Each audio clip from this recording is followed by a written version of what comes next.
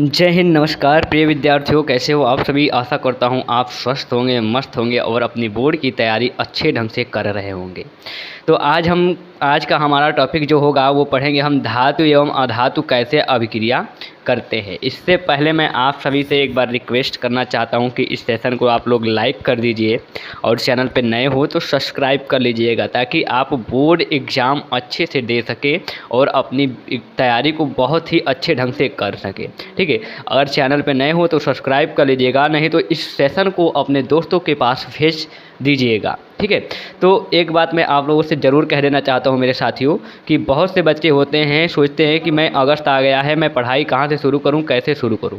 ठीक है, तो ये प्रॉब्लम सबकी आती रहती है। तो मेरे दोस्त, हर एक चैनल पे भागने से या टहलने से, घूमने से अच्छा है कि आप किसी एक चैनल पे ऑनलाइन अगर आप पढ़ाई करते हो तो किसी एक चैनल को पकड़ो और उस पर अच्छे ढंग से उसी चैनल से पढ़ो। जैसा कि आपको वो जो भी चैनल हो, ये नहीं कह रहा हूँ कि मेरे ही चैनल देखो, जो भी चैनल देखो वो अपने हिसाब से पढ़ाता है। वो डेली का आप किसी दिन इनकी लेक्चर सुने, किसी दिन उनकी सुने, तो आपकी तैयारी अच्छे ढंग से नहीं हो पाएगी। ठीक है, तो चलिए हम अपनी टॉपिक की तरफ आगे बढ़ते हैं बिना देर करते हुए। इसमें हम लोग पढ़ेंगे आयनिक यौगिक व गुण है आपका नायक। आप लोग एक बार फायर इमोजी के साथ हमें ये बता दीजिए कि क्या आपको मेरी आवाज़ सुनाई दे रही है। देखिए यहाँ पे मेरे साथियों की लिखा है धातु एवं अधातु कैसे अभिक्रिया करते हैं। तो सबसे पहले मैं आप लोगों से एक बात पूछना चाहूँगा। बात क्या है? बात यह है कि क्या आप धातु और अधातु अगर मैं पूछूं तो बता सकते हैं कि धातु क्या है, अधातु क्या है। इसके बारे में जैसे हम कोई भी ले लेते हैं धातु, जैसे हम कहेंगे धातु, यानी कि आप यहाँ तुरंत लिखेंगे कि सर Na होगा, क्या होगा, सॉरी एक मिनट,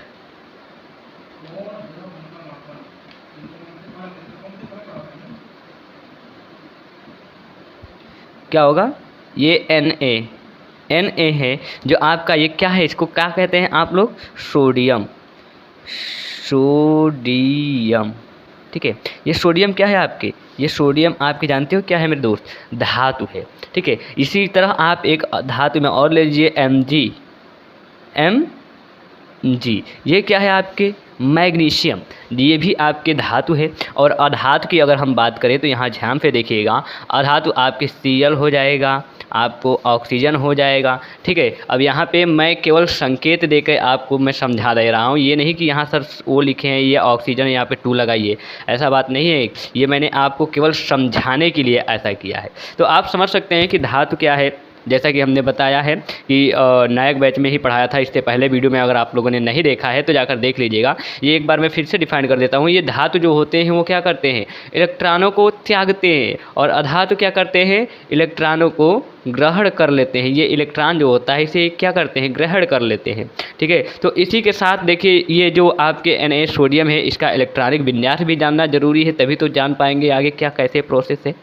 ठीक है, तो आइए देखते हैं। जैसे हमने ले लिया सोडियम, क्या ले लिया, सोडियम, जिसको हम Na से लिखते हैं, Na से हम जिसे लिखते हैं इसे सोडियम कहते हैं। आपको पता है अगर हम सोडियम की परमाणु क्रमांक की बात करें मेरे भाई, तो ये क्या कितना होता है, 11 होता है। ठीक है, अब इसका इलेक्ट्रॉनिक विन्यास अगर आपसे कह दिया जाए निकालने के लिए तो आप यही तो निकालोगे, 2 8 1, यानी कि 8 2 10 1 11। इसके बाह्य कोश में कितने इलेक्ट्रॉन हैं मेरे साथी, तो इसके बाह्य कोश में कितने इलेक्ट्रॉन हैं, 1 इलेक्ट्रॉन है। ठीक है, तो आइए इसको हम समझते हैं कि यहाँ पे जैसे हम यह नाभिक धली, ठीक है, यह आपके नाभिक, ये आपके कक्ष है, बाहरी कक्ष है।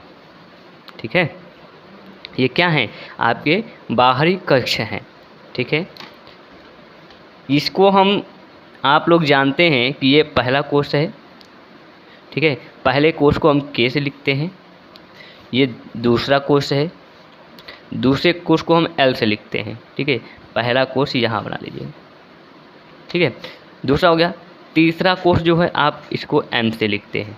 ठीक है, इतनी बातें समझ में आई कि कैसे लिखते हैं। चलिए, आपको पता है कि पहले में 2 इलेक्ट्रॉन भरे जाते हैं। ठीक है, मैं भर दे रहा हूँ, पहले में 2 इलेक्ट्रॉन भरे जाते हैं और दूसरे में देखिए यहाँ पे ध्यान से देखिएगा, ये जो आप निकाल रहे हो ना इलेक्ट्रॉनिक विन्यास निकाले, वही मैं कर रहा हूँ। पहले कोर्स में हमने 2 इलेक्ट्रॉन भरा, दूसरे में कितने हैं आपके, दूसरी बार में करेंगे तो 8 आएगा। तो 1 2 3 4 5 6 7 8, ये दूसरे आपके दूसरे कक्ष में कितने 8 हो गए। अब बाकी जो एक बचा है मेरे भाई, तो एक इस वाले में हम पूरा कर देंगे। इतनी बातें समझ में आई। अगर आप अभी इलेक्ट्रॉनिक विन्यास निकालना नहीं जानते हैं तो इसके लिए मैं एक अलग से वीडियो लाऊंगा जो बेसिक होगा, उसको आप लोगों को मैं 2 दिन के अंदर में दूंगा इलेक्ट्रॉनिक विन्यास बताने के बारे में, ठीक है। फिलहाल यहाँ तक बातें समझ में आई। चलिए अब इसके साथ मैं और आगे बढ़ता हूँ। जैसे कि यहीं पे आप Cl का निकाल लीजिए। किस चीज़ का मेरे भाई, Cl का हम निकाल रहे हैं, Cl। अब Cl में आपको पता है परमाणु क्रमांक 17 होता है। अगर इसको हम निकालें तो क्या इलेक्ट्रॉनिक विन्यास निकलेगा, तो होगा 2, 8, 7, ठीक है। 8 और 2 10, 7, 17। इसको हम देखते हैं कि इसमें कैसे रखेंगे। तो सबसे पहले हम एक वृत्त लेंगे, आपको पता है, पहला कोश, दूसरा कोश और ये तीसरा कोश, ठीक है। इतनी बातें समझ में आई। तीसरी कोश और कोश के बारे में हमने बता ही दिया है आपको, ठीक है। अब यहाँ पे एक बात आपको ध्यान देने योग्य ये है कि आप ध्यान से समझिएगा कि यहाँ पे आपके कितने हैं भैया, पहले वाले में कितने इलेक्ट्रॉन, 2 इलेक्ट्रॉन, ठीक है। तो हम पहले वाले में कितना भरेंगे, हम 2 भर दे रहे हैं भैया, 1 और 2, ठीक है। अब बीच में आपको पता है नाभिक, यानी कि इलेक्ट्रॉन, न्यूट्रॉन और प्रोटॉन आपको पता है, ठीक है। तो यहाँ पे 8, जो दूसरे में कितने हैं हमारे, 8 हैं। तो 1 2 3 4 5 6 7 1 8, मतलब कि ये समझ जाइएगा कि उस गोले पे ही है। और बाकी के जो बचे वो किस में आ जाएंगे, कितने बचे, 7, वो 7 इसमें आ जाएंगे, 1 2 3 4 5 6 7, ठीक है। मतलब कि आप दूर दूर भी भर सकते हैं, ऐसा नहीं कि आप इसी में भर दें, ठीक है। दूर दूर भी आप दर्शा सकते हैं, ऐसे आपका होगा। यहाँ तक कि कोई दिक्कत नहीं है। चलिए आगे बढ़ते हैं, आपको मैं एक चार्ट दिखा देता हूँ। आगे बढ़ते हैं, ज़रा देखिए इस चार्ट को देखिए और मैं आपको कुछ चीज़ें समझा देना चाहता हूँ, ठीक है। ये है उत्कृष्ट गैसें। उत्कृष्ट गैसें जो हैं वो मतलब कि इनको किसी से कुछ लेने और देने की आवश्यकता नहीं है। देखिए जो हमने कक्ष लिखे थे, यानी कि उपकोष जिसको बोलते हो आप, तो KLMN में होता है। जैसे कि अधिक हो, जैसे कि यहाँ पे आप समझ लीजिए, एक हमने ये लिया, एक इसके अंदर, एक इसके बाहर, एक इसके बाहर, ठीक है। तो इसमें जो सबसे छोटा बिंदु है, ठीक है, जो सबसे छोटा बिंदु आपका दिख रहा है, ये K है, और ये क्या है, L है, और ये क्या है, M है। मतलब कि जिसका जितना, और ये है N, उपकोष आप जिसे बोलते हो, ठीक है। इतनी बातें समझ में आई, ठीक है। तो यहाँ पे देखिए कुछ हम तत्व हैं हमारे पास, क्या हैं कि उत्कृष्ट गैसें, कुछ गैसें ऐसी होती हैं जिनके बाह्य कोश में जैसे कि उनको न लेने की ज़रूरत होती है ना देने की, वो अपने आप में जितने भी रहते हैं पूरे रहते हैं। जैसे हीलियम है आपका, जिसे आप He से लिखते हैं, जिसकी परमाणु क्रमांक संख्या 2 होती है, और कोर्स जो होता है इलेक्ट्रॉनिक विन्यास करेंगे तो 2 तो आपको पहले ही में आ जाएगा, ठीक है। नियान जो होता है Ne से जिसको लिखते हैं, इसका परमाणु संख्या कितनी होती है, 10 होती है। 8 2 10, हमने इसको किया तो आया। जैसे अब बात किया जाए कि नियान को मतलब कि उपकोष में कैसे भरें, तो यहाँ पे ज़रा ध्यान से देखिएगा कि इसको हम भरने के लिए सबसे पहले एक बड़ा गोला, उसके अंदर छोटा गोला, ठीक है, और उसके अंदर ये, इतनी बातें समझ में आई। अब इसको भरेंगे कैसे, तो पहले वाले में कितने हैं मेरे भाई, पहले वाले में 2 है, तो 1 2, चाहे यहाँ दिखाओ, ठीक है, चाहे यहाँ लिखा हो, हमने 2 भर दिया, ठीक है। अब ये बाद में जो 8 बचे हैं, ठीक है, इस 8 को भी हम पूरा करेंगे भाई मेरे। तो 1 2 3 4 5 6 7 8, इस प्रकार से हम इसको पूरा करेंगे। इतनी बातें आशा करता हूँ कि समझ में आ गई होगी आप लोगों को, ठीक है। अब देखते हैं कि कुछ अमीर धातु होते हैं, अमीर खानदान के लोग, ठीक है, तो उनके पास भी हम ले चलते हैं आपको। जैसे हमारी धातुएँ हुई, ठीक है, ये जो धातुएँ हुई हमारी, 1 मिनट, ये जो धातुएं हुई हमारी, ये क्या है, मतलब कि ये इलेक्ट्रॉन को क्या कर देती हैं मेरे भाई, त्याग। ये क्या करती हैं, त्याग करती हैं, जैसे sodium, magnesium, aluminium, potassium, calcium. ठीक है, ये क्या हैं, ये दाता होते हैं, हमेशा देते रहते हैं, यानी कि ये अमीर ख़ानदान से बिलोंग करते हैं। और ये जो अधातुएं होती हैं, ये क्या करती हैं, इलेक्ट्रॉन को ग्रहण करती हैं। ठीक है, ये क्या करती हैं, इलेक्ट्रॉन को ग्रहण करती हैं। ये आपस में ग्रहण करेंगी, ये मांगेंगी। इसके बारे में हम आगे समझते हैं कि कैसे क्या है। अभी तक एक बार फिर से मैं कहना चाहूँगा कि सेशन को लाइक नहीं किया है तो कर दीजिएगा, ठीक है, और दोस्तों के पास शेयर भी कर दीजिएगा। चलिए आगे बढ़ें, यहाँ तक कोई दिक्कत, आगे बढ़ते हैं। इम्पॉर्टेंट नोट में ज़रा ध्यान दीजिएगा एक बार। इम्पॉर्टेंट नोट में क्या है, क्या लिखा है, विपरीत आवेश होने के कारण सोडियम तथा क्लोरीन आयन परस्पर आकर्षित होते हैं। जैसे यहाँ की सोडियम की बात की गई है, किसकी, सोडियम की, सोडियम। ठीक है, जैसे कि यहाँ एक सोडियम है और क्लोरीन है, तो यहाँ पे हम लिख लेते हैं Na तथा क्लोरीन यानी कि Cl आयन परस्पर आकर्षित होते हैं। जानते हो क्यों? क्योंकि आपको पता है मेरे भाई कि जो सोडियम है, क्या है, जो सोडियम होता है उस पर प्लस का चार्ज होता है और जो क्लोरीन होता है उस पर माइनस का चार्ज होता है। और प्लस माइनस जब मतलब कि आपस में बनते हैं तो एक मजबूत, यानी कि एक मजबूत कभी मतलब ना छूटने वाला बंध बन जाता है। तो इसके बारे में बता रहे हैं हम, ठीक है।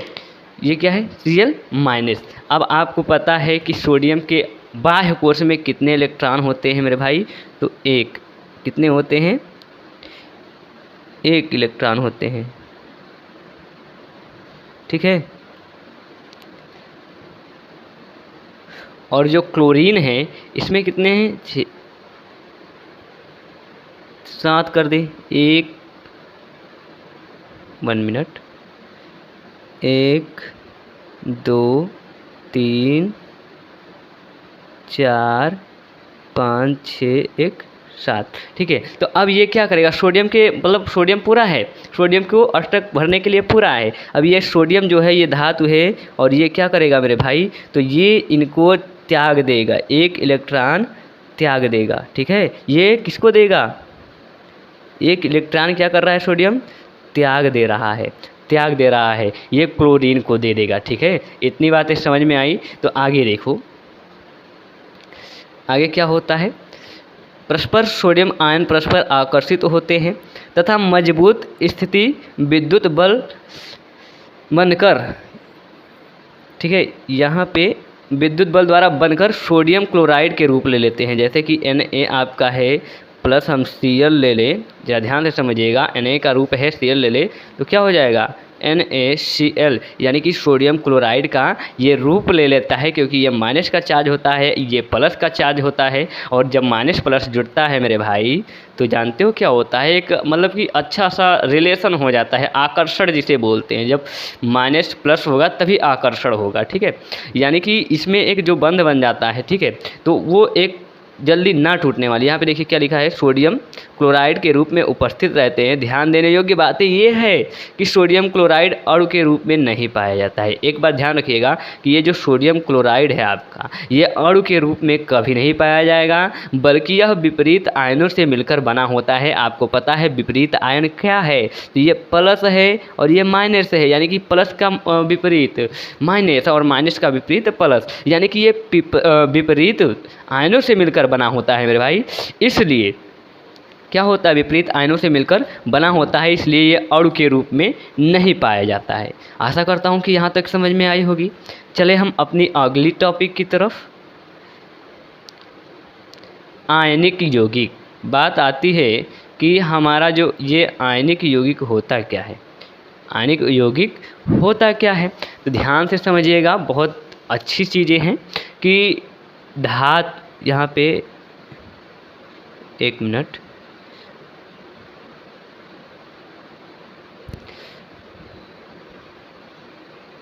ये लिखा है धातु, ठीक है, समझिएगा।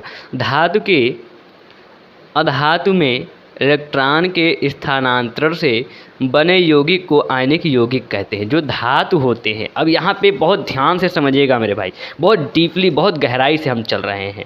जो धातु होता है, ठीक है, जो धातु है वो अधातु के इलेक्ट्रॉन के स्थानांतरण, यानी कि ध्यान से देखिएगा, जैसे हम उदाहरण दे दें आपके MgCl2, ठीक है, MgCl2, ज़रा ध्यान से समझिएगा। Mg जो मैग्नीशियम है, इसको यहाँ पे लिख लेते हैं, ठीक है, मैग्नीशियम। इसके बाह्य कोश में 2 इलेक्ट्रॉन रहते हैं। यहाँ पे हमने 1 मिनट दर्शा दे रहे हैं, कितने इलेक्ट्रॉन, 2 इलेक्ट्रॉन हमने दर्शा दिया। अब यहाँ पे ध्यान दीजिएगा कि Cl हम ले लेते हैं, Cl 2 है भैया, Cl और Cl, ठीक है, 2 Cl है, आपको पता है। अब Cl पे कितने हैं, 6 1 7, 1 इलेक्ट्रॉन, 1 मिनट, 1 2 3 4 5 6 7, यहाँ पे भी 1 2 3 4 5 6 7। यहाँ पे ध्यान से अब समझिएगा, क्या समझना है तो बस थोड़ा सा दिमाग लगाइएगा। बस देखिए, यहाँ पे जो मैग्नीशियम है ना, 1 इलेक्ट्रॉन इस Cl को और 1 इलेक्ट्रॉन इस Cl को क्या कर देगा, दे देगा।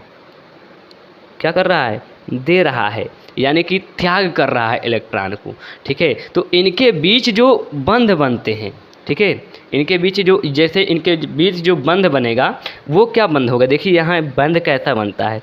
यहाँ पे Cl, यहाँ पे इन्होंने इलेक्ट्रॉन को त्यागा, इनके बीच Mg, फिर यहाँ पे Cl, यानी कि ये जो बंध बना है ना भाई, इस बंध को हम क्या कहते हैं, आयनिक बंध। और जो आयनिक बंध से, यानी कि यहाँ पे जो ये आपको प्राप्त हुआ है MgCl2, यानी कि इसी से तो प्राप्त हुआ है, ठीक है, जो प्राप्त हुआ है, जो यौगिक प्राप्त हुआ है वही क्या है, आयनिक यौगिक। यानी कि जो धातु और अधातु के इलेक्ट्रॉन के स्थानांतरण से जो यौगिक प्राप्त होता है हमें, उसी को हम क्या कहते हैं मेरे भाई, आयनिक यौगिक कहते हैं।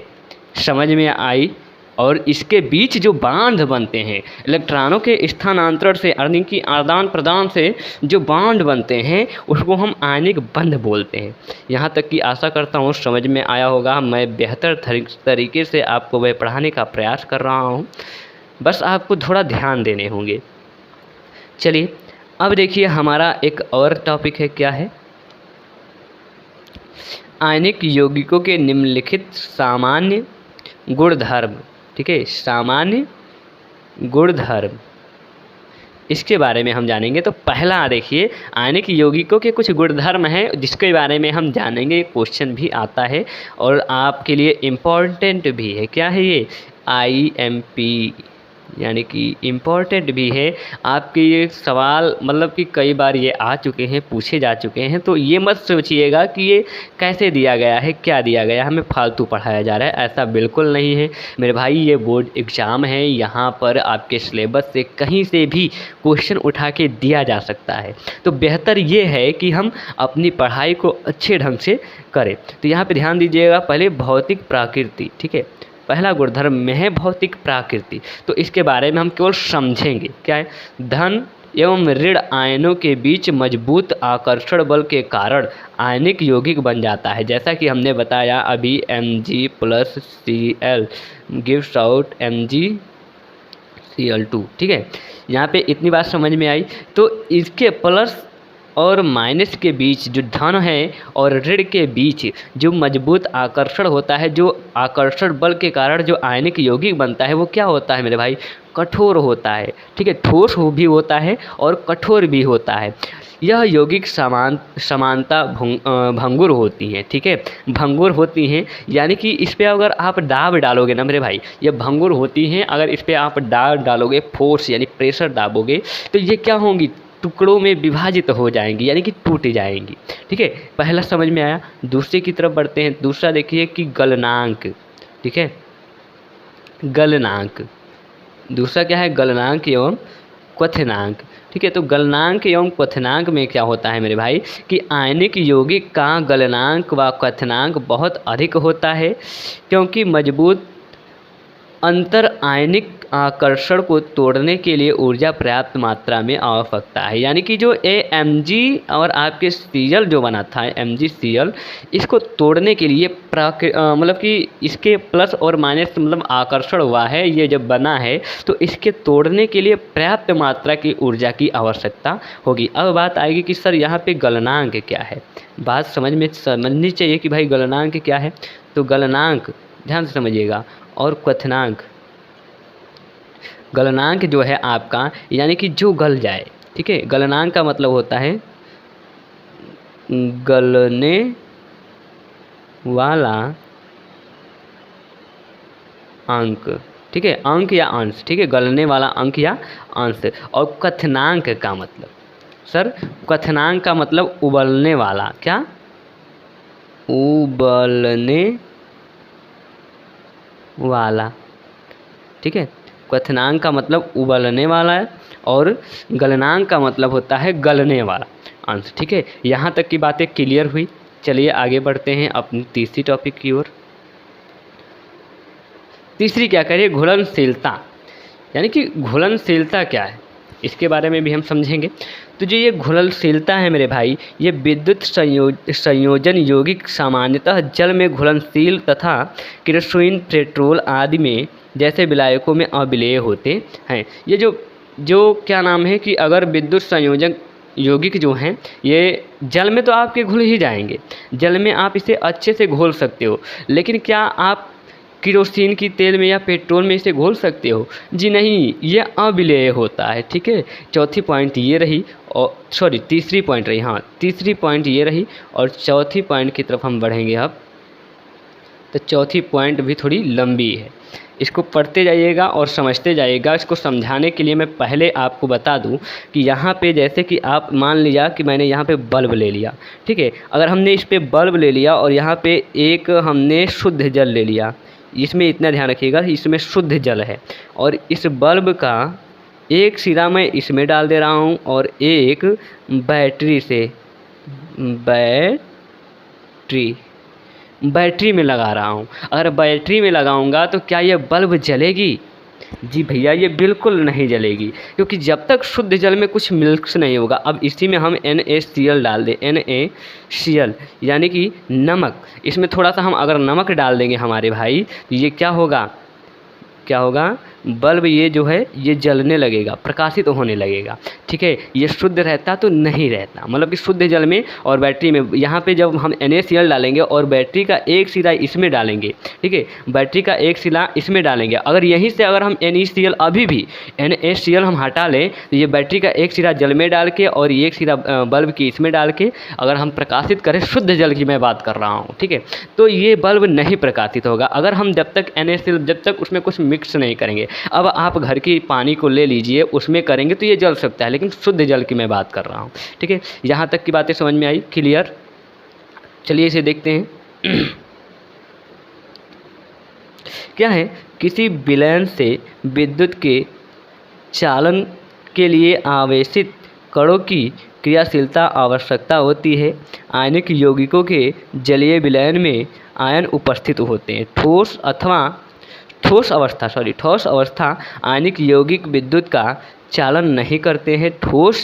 क्योंकि ठोस अवस्था में दृढ़ संरचना के कारण जो आयनिक यौगिक गति संभव नहीं होती, लेकिन आयनिक यौगिक गति अवस्था में विद्युत का चालन, ठीक है, यहाँ पे चालन है, ध्यान रखिएगा, चालन करते हैं, क्योंकि गति की अवस्था में विपरीत आवेश वाले आयनों के मध्य स्थित विद्युत आकर्षण बल ऊष्मा के कारण कमज़ोर हो जाती है। ऊष्मा यानी कि गर्मी के कारण क्या हो जाती है, कमज़ोर हो जाती है। इसलिए आयन स्वतंत्र रूप से गमन करते हैं एवं विद्युत का चालन करते हैं। यहाँ तक की बातें समझ में आई, ये रही आपकी कहानी। आगे चलते हैं, देखते हैं कि हमारा कुछ क्वेश्चन होगा। क्या होगा, क्वेश्चन होगा, इम्पॉर्टेंट क्वेश्चन जो आपके बोर्ड एग्जाम में आते हैं। तो ज़रा इस क्वेश्चन को ध्यान से समझिएगा। जैसे क्वेश्चन क्या कह रहा है, एक मिनट।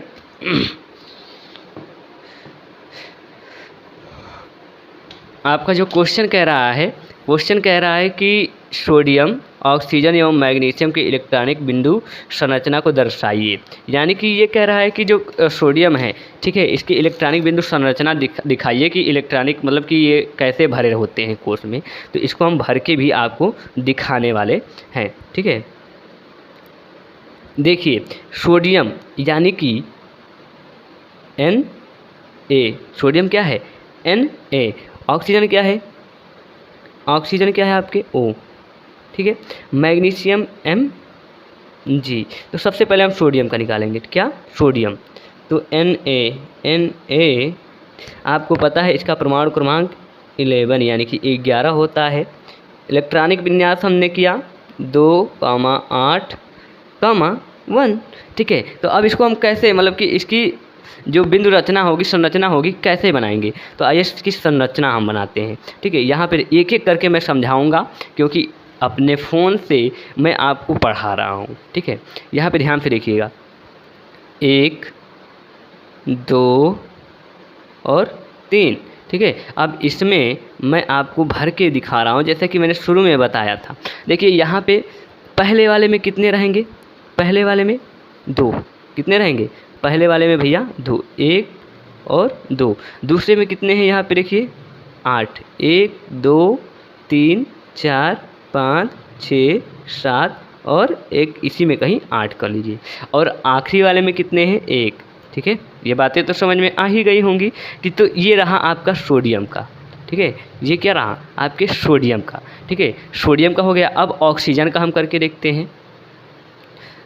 ऑक्सीजन, ऑक्सीजन का करें तो ऑक्सीजन क्या है O, एक मिनट, ऑक्सीजन मान लेते हैं यहाँ पे O, ठीक है। और O हो गया ये ऑक्सीजन। ऑक्सीजन का परमाणु क्रमांक आपको पता है मेरे दोस्त कितना होता है, जल्दी बताइएगा। 8 होता है। सर कितने होते हैं 8 होता है। ऑक्सीजन ये गोला मतलब बना दिया मैंने, ऑक्सीजन है ये, ठीक है। ऑक्सीजन का 8 होता है। इसका इलेक्ट्रॉनिक अगर हम विन्यास करेंगे मेरे भाई तो 2,6 हो जाएगा। अब इसको हम भरना शुरू करते हैं। ये आपका वृत्त रहा मतलब कि बना रहे हैं। अब इसको हम क्या करेंगे भरेंगे।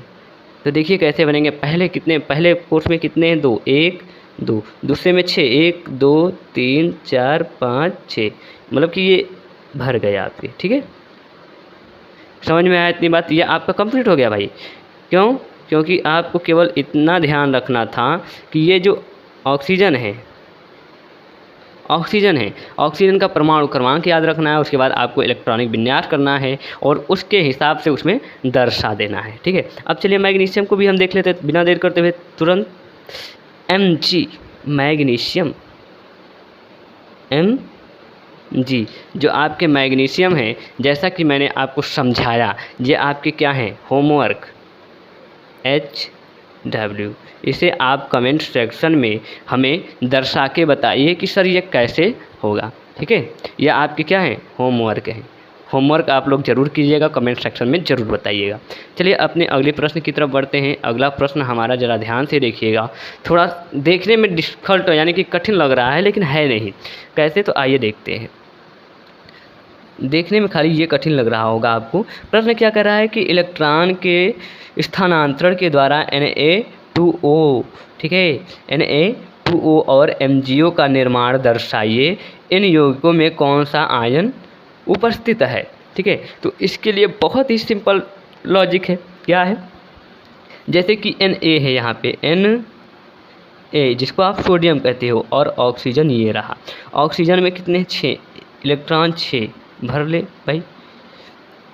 इलेक्ट्रॉन ऑक्सीजन के बाह्य कोश में अभी हमने बताया 6 इलेक्ट्रॉन होंगे, ठीक है। 1 2 3 4 5 6। और ये जो सोडियम है इसमें क्या होंगे 1 होंगे। तो सोडियम क्या करेगा भैया, सोडियम क्या करता है, सोडियम हमेशा की तरह भैया दाता ही इलेक्ट्रॉन को मतलब सॉरी ऑक्सीजन को 1 इलेक्ट्रॉन त्याग देगा, यानी कि इन्हें दे देगा, ठीक है। और यहाँ पे एक सोडियम और ले लिया जाए Na, यहाँ पे एक और ले लिया जाए, फिर ये क्या करेगा इन्हें। तो ये बताइए 8 पूरे हो जाएंगे कि नहीं हो जाएंगे जब ये 2 सोडियम से, जैसे कि यहाँ पे सिंपल भाषा में समझिए, हमने ले लिया सोडियम Na, ठीक है, Na प्लस ऑक्सीजन। ऑक्सीजन के बाह्य कोश में 6 इलेक्ट्रॉन, 1 2 3 4 5 6, ठीक है। और इसमें क्या है, सोडियम में 1 है, ठीक है, सोडियम में क्या है, 1 है। अब ये क्या किया, इसने ऑक्सीजन को 1 इलेक्ट्रॉन, यानी कि यहाँ पे अगर हम 2 लगा दें तो ये दोनों सोडियम, ये सोडियम और ये सोडियम यहाँ पे हमने 2 लिया, यानी कि इसने 2 दिया इसे। कितने दिए, 2। तो क्या बन जाएगा यहाँ पे, गिव्स आउट करके आप बना लीजिए Na2O, ठीक है। यही तो हमने बनाना चाहिए था, यही तो हमको दर्शाना था। यहाँ पे सामने दिया है Na2O, ये Na2O हुआ कैसे, इसका निर्माण इलेक्ट्रॉनिक स्थानांतरण के द्वारा बताइए। तो यही तो हुआ कि जो 2 सोडियम है, इसने अपना क्या किया, दोनों सोडियमों ने अपना 1 इलेक्ट्रॉन ऑक्सीजन को दे दिया, इसलिए बन गया Na2O। ख़त्म कहानी। यहाँ तक की बातें समझ में आई। ऐसे ही Mg के साथ है। Mg के साथ क्या है, जैसे हम ले लेते हैं Mg, और यहाँ पे जैसे MgO है ना यहाँ पे, हाँ। अब देखिए यहाँ पे हम लिखते हैं M, यहाँ पे G, यहाँ पे इसके बाह्य कोश में 2 इलेक्ट्रॉन मैग्नीशियम के, ऑक्सीजन के 6 आपको पता है, 1 2 3 4 5 6, ठीक है। ये क्या करेगा, ये क्या करेगा मेरे भाई, ये 1 इलेक्ट्रॉन मतलब कि अपना 1 इलेक्ट्रॉन इन्हें दे देगा, त्याग देगा, तभी तो प्राप्त होगा MgO। ख़त्म कहानी। सिंपल लॉजिक है। अब इसमें पूछ क्या रहा है कि अगला देखिए, यहाँ पे पूछ रहा है कि इन यौगिकों में कौन सा आयन उपस्थित है। भाई अभी हमने आपको आयन के बारे में बताया कि जो क्या होते हैं, प्लस और माइनस से मिलकर जो बॉन्ड बनता है उसे आयनिक बंध कहते हैं, और जो मतलब कि जो हमें प्राप्त होता है उसे आयनिक यौगिक कहते हैं। तो यही तो है Na2, यानी कि आपके देखिए यहाँ पे Na प्लस है, Na+1 का चार्ज होता है, ठीक है। ऑक्सीजन यहाँ पे देखिए O है, O पर -2 का चार्ज होता है। Mg क्या है, Mg है, ठीक है, Mg पर +2 का चार्ज होता है, ठीक है। और वो क्या है, वो क्या है, O के माइनस पे चार्ज, ये प्लस माइनस से बना है। यानी कि आप कह सकते हैं कि इन यौगिकों में क्या, इन यौगिकों में Na+O2, Mg2+O2-, यही क्या है, ये तीनों आयन हैं, ठीक है। ये तीनों आयन हैं, आयनिक यौगिक हैं या फिर आयन है। समझ में आई इतनी बातें। चलिए अगले क्वेश्चन की तरफ हम बढ़ते हैं। अगला हमारा क्वेश्चन देखिए, ध्यान से समझिएगा, समझने योग्य क्वेश्चन है और आंसर भी आपके समक्ष है कि आयनिक यौगिक के गलनांक क्यों उच्च होता है। जो आयनिक यौगिक होते हैं उनका गलनांक इतना उच्च होता क्यों है। तो ज़रा ध्यान से सुनिएगा कि आयनिक गलनांक उच्च इसलिए होता है क्योंकि इसके बीच एक बंध पाया जाता है। इसके बीच क्या पाया जाता है, एक बंध पाया जाता है जिसे हम आयनिक बंध कहते हैं, ठीक है। आयनिक यौगिक गलनांक उच्च इसलिए होता है भाई क्योंकि इसके बीच में, जैसे कि हमने आपको बताया, Mg+O, ठीक है। इसके बाद यहाँ पे ये माइनस, ये प्लस है, और इससे Mg वो हमें प्राप्त होगा। इसके बीच जो ये बॉन्ड बनता है, ठीक है, इसके बीच जो बॉन्ड बनता है मेरे भाई, ये आयनिक बॉन्ड, जैसे कि इन इलेक्ट्रॉनों के स्थानांतरण से जो बॉन्ड बना, यानी कि इलेक्ट्रॉन का स्थानांतरण, इसमें आदान प्रदान जब किया गया तभी तो ये बना है, ठीक है, तभी तो ये बना है। तो इसके बीच जो बॉन्ड पाया जाता है वो क्या होता है, वो उसी को आयनिक बॉन्ड कहते हैं, ठीक है। तो ये इसमें प्लस माइनस होने के कारण, क्या, प्लस माइनस होने के कारण, ठीक है, हम आयनिक बंध कहते हैं। यानी कि इसके बीच जो वो बनता है, क्या बनता है, गलनांक उच्च इसलिए होता है कि इसके बीच एक बंध पाया जाता है जिसे हम आयनिक बंध कहते हैं। इसे तोड़ने के लिए अत्यधिक बल की आवश्यकता होती है। जैसा कि मैंने बताया कि आयनिक बंध एक ऐसा बंध है जिसे तोड़ने के लिए पर्याप्त मात्रा में बल की आवश्यकता होती है, तभी ये टूटेगा। आशा करता हूँ कि यहाँ तक कोई दिक्कत नहीं होगी, ठीक है। आगे बढ़े, कहता हूँ कि आप सभी को ये वीडियो अच्छा लगा होगा। अगर अच्छा लगा है तो दोस्तों के पास शेयर ज़रूर कर दीजिएगा। मैं आप लोगों से एक बात और बता देना चाहता हूँ मेरे भाई कि अगर चैनल पे नए हो तो सब्सक्राइब कर लीजिएगा। मेरे चैनल का नाम है साइंस वाला फाउंडेशन, ठीक है, और मैं हूँ आपके साथ मौर्या सर। आपको अगर पढ़ाई अच्छी लग रही हो तो दोस्तों के पास शेयर ज़रूर कर दीजिएगा। इसी तरीके से मैं अपने कॉलेज में अपनी पढ़ाई करते समय मैं आप लोगों को पढ़ाता हूँ और आप लोगों का बोर्ड की तैयारी में अच्छे ढंग से करने का प्रयास कर रहा हूँ। ठीक है, तो आप सब अपना सहयोग सपोर्ट बनाए रखें और तब तक के लिए मिलते हैं फिर नायक बैच के 5वें भाग में इसी चैप्टर से रिलेटेड टॉपिक को लेके। धन्यवाद।